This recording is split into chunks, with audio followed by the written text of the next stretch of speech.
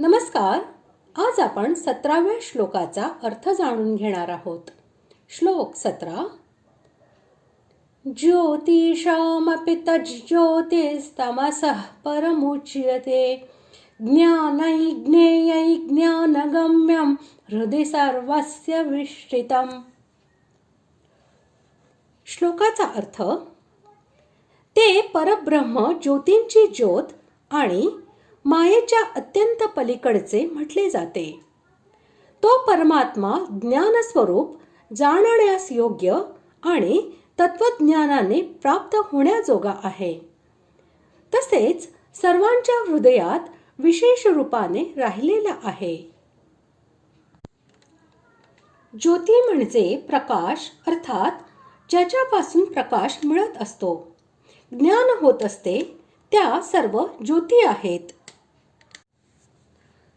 चंद्रमा, सूर्य, विद्युत, तारे इत्यादी जितक्या बाह्य ज्योती आहेत, बुद्धी, मन आणि इंद्रिये इत्यादी जितक्या अध्यात्म ज्योती आहेत, तसेच विभिन्न लोकांच्या आणि वस्तूंच्या अधिष्ठातृ देवता रूपी ज्या देवज्योती आहेत, त्या सर्वांचा प्रकाशक तो परमात्मा आहे.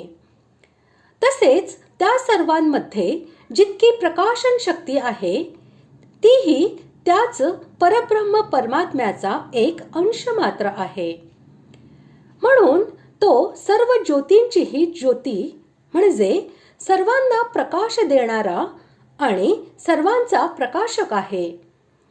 त्याचा प्रकाशक दुसरा कोणीही नाही.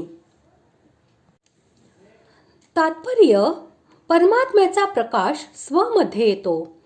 स्वचा प्रकाश बुद्धीत, बुद्धीचा प्रकाश मनात, मनाचा प्रकाश इंद्रियात आणि इंद्रियांचा प्रकाश विषयांमध्ये येतो. मुळात या सर्वांमध्ये प्रकाश परमात्म्यापासूनच येतो. म्हणून या सर्व ज्योतींचा ज्योती, प्रकाशकांचा प्रकाशक परमात्माच आहेत. येथे तम हे पद अंधकार आणि अज्ञान याचे वाचक आहे आणि तो परमात्मा स्वयंज्योती तसेच ज्ञानस्वरूपी आहे. अंधकार आणि अज्ञान हे त्याच्याजवळ राहूच शकत नाही. म्हणून त्याला तमाच्या अत्यंत पलीकडचा म्हणजे त्याने सर्वथा रहित असे म्हटले आहे. येथे ज्ञानम हे पद परमात्म्याच्या स्वरूपाचे वाचक आहे. याच्या प्रयोगाचा भावार्थ असा की तो परमात्मा चेतन व बोध स्वरूप आहे. त्याला पुन्हा ज्ञेय असे म्हणून हे दाखविले आहे की ज्या ज्ञेयाचे प्रकरण 12व्या श्लोकात प्रारंभ केलेले आहे, त्या परमात्म्याचे ज्ञान प्राप्त करून घेणे हेच या जगात मनुष्य शरीराचे परमकर्तव्य आहे. या जगात जाणण्यास योग्य असा एकमात्र परमात्मा आहे. म्हणून त्याचे तत्व जाणण्यासाठी सर्वांनी पूर्णपणे प्रयत्न केला पाहिजे. आपले अमूल्य जीवन सांसारिक भोगांमध्ये घालवून नष्ट करून टाकू नये. त्याला ज्ञानगम्यम असे म्हणण्याचा भावार्थ असा की ज्ञेयम या पदाने त्याला जाणणे हे आवश्यक आहे असे सांगितले. त्यावर असा प्रश्न येतो की त्याला कसे जाणावे.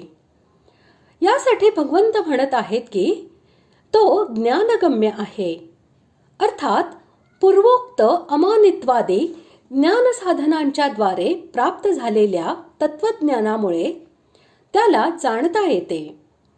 म्हणून त्या साधनांच्या द्वारे तत्वज्ञान प्राप्त करून त्या परमात्म्यास जाणले पाहिजे. तो परमात्मा सर्व ठिकाणी समान भावाने परिपूर्ण असूनही हृदयामध्ये त्याची विशेष अभिव्यक्ती असते. ज्याप्रमाणे सूर्याचा प्रकाश हा सर्व ठिकाणी समान रूपाने पसरलेला असूनही आरसा इत्यादींमध्ये त्याच्या प्रतिबिंबाची विशेष अभिव्यक्ती होते आणि सूर्यमुखी काचेमध्ये त्याचे तेज प्रत्यक्ष प्रकट होऊन ते अग्नी उत्पन्न करते. इतर पदार्थांमध्ये त्या प्रकारची अभिव्यक्ती होत नाही. त्याच प्रकारे हृदय हे परमात्म्याच्या उपलब्धीचे स्थान आहे. ज्ञानी पुरुषांच्या हृदयात तो प्रत्यक्षच प्रकट आहे.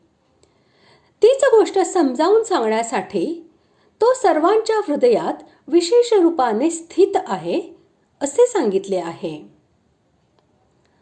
अशा प्रकारे आज आपण 17व्या श्लोकाचा अर्थ जाणून घेतला. पुढील भागात आपण 18व्या श्लोकाचा अर्थ जाणून घेणार आहोत. धन्यवाद.